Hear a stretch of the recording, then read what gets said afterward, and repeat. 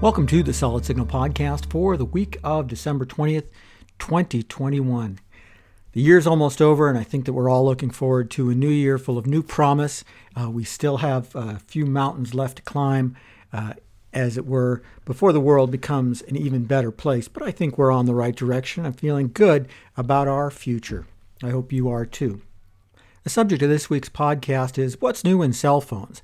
Now, I guess I shouldn't even say cell phones since they're just phones now. I mean, if you think about it, landline phones are pretty much over and obsolete. Very few people have them, and we don't talk about them much unless we talk about how much spam they get and how many robocalls, because the protections that are put in place by cellular companies to reduce that sort of thing don't apply to landlines. But that's not the point. Think about it this way. You've probably gotten a new phone in the last 2 or 3 years. It might be an iPhone, it might be a Galaxy phone. There are a couple of other lesser brands out there, but it does seem like Apple and Samsung kind of dominate. But no matter what you've got, chances are the first thing that you did when you got it was transfer everything over so everything looked and acted exactly the same as your old phone. That's right, you got a brand new phone. It's new and exciting, and the first thing you wanted to do was make sure you could use it exactly the same way as you used your old phone. Hey, we all do it.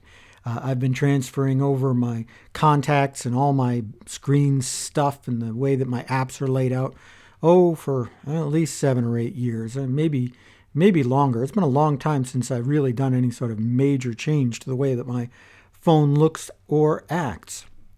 You're probably the same. And so you would think, okay, we really don't want it. We don't need it. We don't want things to change. We're happy with the way they are. But are we? And don't we have a right to see something new and a little bit different every so often? I was looking back. The real look and feel of the iPhone, which is supposedly this, flagship product that everyone really talks about, hasn't changed much since 2013. So we're coming up on 9 years of the phone looking and acting exactly the same. Well, okay, so there's a notch, or, the home button's gone, but really the way that the operating system works hasn't changed a lot. There have been improvements, no question about that. You know the story well, that, they sort of try something out on the Galaxy phones first, and if it ends up being popular and everyone likes it, then it migrates over to the iPhones, and Apple pretends that they invented it. It's a cycle that we've seen happen over and over and over again. So, we've seen widgets on the home screen. We've seen grouped folders, other sorts of active content. And that's nice and all. But the truth is, it doesn't change a whole lot about how we use our devices. And, it would seem that a lot of us are okay with that. I would argue we don't really want to be. It's hard. It's hard when it's been this long to make meaningful changes and have people embrace them. This is what killed PCs, if you ask me. Well, I'm not saying that PCs are completely dead, but think about it. Do you really use yours that often? Besides work, you're on your computer for work or school or whatever, but for your own entertainment, you're probably using your phone or maybe a tablet. That's the way most of us do it. And when they want to make a big change to the way that the PC works, for example, what they did with Windows 8 or what they're doing now with Windows 11, people complain. They want things back the way they were. It's because there's such inertia. There's such a built-in user base for the way things work because there haven't been meaningful improvements on a regular basis. And so now it's harder and harder for a company like Microsoft or Apple to update their desktop experience because people are just so used to the way things were. Well, it's gotten that way with cell phones too. And that means, I think, that just as PCs were vulnerable to cell phones and them coming up, and how older cell phones like BlackBerries were vulnerable to newer devices like iPhones, I think that cell phones are now vulnerable to some new form of communication that we haven't seen yet. Now, I don't know what that's going to be, and I have been kind of banging this drum for a couple of years because I do expect that it's going to happen. It's going to come sooner or later. There's going to be a new way to interact with the world, and the phone that you keep in your pocket isn't really going to be the way that you do it. I'm kind of curious to see what will be. I will say it's probably not going to be glasses. Hey, did you notice that it seems like Ray-Ban is coming out with their smart glasses that are really just another take on the old Google Glass idea, except that instead of trying to hide the glasses, they're trying to make them look like regular sunglasses. But it's the same thing. You're getting your notifications and other sorts of stuff and the ability to take pictures and video right through a pair of glasses. I still don't think the world's really ready for that. It's going to come eventually, just like smartwatches eventually took over. And I think that when it happens, it will make sense. But but look at smartwatches. And smartwatches were another technology that we thought were going to kind of replace the phone in a way. In a way, you can use one to replace your phone. You can get an Apple Watch that's got cellular in it, and you can use it to make calls and use data and stuff like that without a device. But it hasn't taken the place of a phone, at least not yet, because the screen's too small to do anything meaningful with it.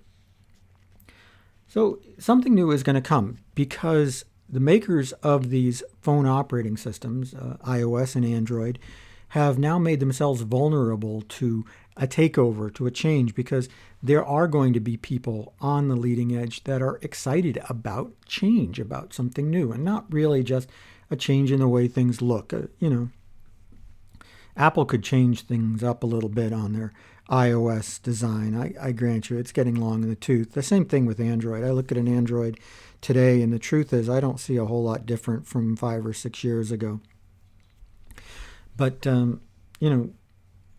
these little cleanups, these little dust-offs for the operating system's look and feel, that's not really the solution. The solution is coming up with something that is going to really change the way that we work with our devices in a super meaningful way, in a way that it's going to make it better for everybody. And I don't know. If I could figure out how to do it, I would do it. I'd make $1 billion. I'd probably still record the Solid Signal podcast because it's so much fun. But if I could figure out what that next thing was, oh man, I would just do it. I'll tell you another thing that it's not going to be, and it's not going to be the camera. I don't know about you folks, but I'm so tired of hearing that the latest and greatest phone has the best camera ever. I bet it does. They're talking about putting a 48 megapixel sensor in the next generation of phones pretty routinely. And that's great and all. But, I take pictures and I'm not a photographer. I'm a content creator. And I do occasionally photograph, but not for fun, really more for work. And I stopped needing a better camera for my phone probably 4 or 5 years ago. Once they got above about 8 megapixels, it just wasn't worth it to me. I just get the new phone, and whatever camera it has, I still probably use it the same way as before. And I know there's all this AI and stuff that lets you take better pictures, stuff that looks like it was taken with a better camera, and low light technology and stuff like that. That's great. For a world that's full of TikTokers and Instagram posters and stuff like that, more power to you. It's just not super interesting to me. So, I think we've reached the point where we can stop camera development. And it seems like, to me, the only reason that you keep seeing better and better cameras is because phone manufacturers don't have a whole lot else to offer you. What do I want? I want something, first of all, I like the idea of the facial recognition. I think Apple does it really well. I'd like to see the same thing implemented on Android, and I'd like to see it without that big notch on the top. That's cute, but it's always been a compromise and nobody really wants it. I don't want a little pinhole. I don't want a notch. I just want a big screen that doesn't have any of that stuff. I want new ways to interact with the device that make more sense to me. Voice assistants have been around for a long time. There's only so much they can do. I don't know what the next thing is, but it's not voice assistants. We've kind of gotten as far as we're going to get on that. I just sure wish that I knew what the next thing was going to be. The one thing I do know for sure is I'm looking forward to it, and I bet you are too. Anyway, that's about it for the Solid Signal podcast for this week. I hope that you have a great week or 2 weeks. Next week is going to be the 53rd episode of the year, and I'll explain that next week, why we have 53 episodes this year. But no matter what you're going to do this weekend, no matter what you're going to celebrate or celebrate nothing at all, I just hope that you have a happy, healthy, and peaceful rest of 2021.